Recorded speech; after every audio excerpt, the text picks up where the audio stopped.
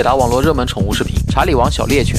本期主角是至今我所有犬种里最有传奇色彩的犬种，不但犬种名是以国王的名字命名，还因为血统问题让漂亮国和英国的犬种爱好者争论了几十年，至今还没分出胜负。问题一：查理王的传奇历史。查理王小猎犬本来和科卡史宾格一样，都是西班牙猎犬家族的成员，但因为它的小体型和好脾气，恰好遇到了当时执政英国的查理一世，于是一个平平无奇的舔狗小能手开启了他的传奇狗生。因为受到查理一世和查理二世父子两代人的喜爱，所以他被授予查理王小猎犬。这名字听着都很有贵族气息。但好日子没过多久，因为查理二世的婚姻，他死后政权不稳，很快被荷兰的威廉三世篡位。看过我八哥视频的都知道，八哥犬因为救了威廉王子而被封为荷兰国犬。没错，救的就是这个威廉三世。威廉三世那么爱八哥，就很看不惯长嘴的查理王，于是查理王就被加入了八哥的基因，脸型越来越平。慢慢的，英国国内都流行起平脸的查理王了。就这么过了1个多世纪，到了维多利亚女王时代，又小又可爱，女王很喜爱，那肯定要大力推广啊。于是查理王在英国国内成了当红爱豆。就这么又过了几十年，直到一个叫埃尔德里奇的漂亮国人出现，让查理王的血统彻底乱了套。问题二：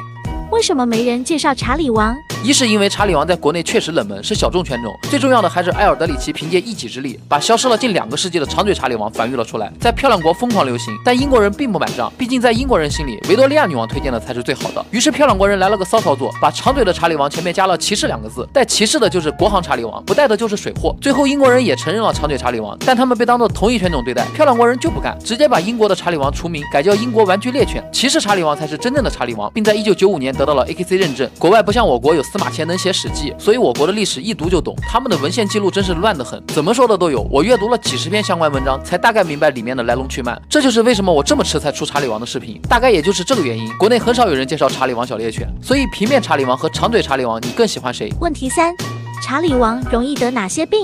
查理王常见的基因病主要是心脏病、髋关节发育不良和髌骨脱位，但这些在正规犬舍通过筛选繁育和科学喂养基本都能避免，所以查理王算是一个非常健康的犬种。唯一需要注意的就是大耳朵容易滋生耳螨，定期清理即可。总结：查理王小猎犬是个十足的小舔狗性格，非常粘人，有老人孩子的家庭都适合养它。唯一的缺点就是过于粘人，容易有分离焦虑。如果你陪它的时间不够多，那可以再养一只狗陪它。查理王的性格之好，很适合多狗家庭，跟谁都能相处融洽。比如金毛，金毛你们知道吧？就是那个温柔又可爱的大狗，养它肯定不后悔。给喜欢查理王的宠友推荐一个查理王的铲屎官博主三娘伐木累，他家老五的日常还是蛮有意思的，我很喜欢。我是霹雳新爹，有问题评论区艾特我 ，respect。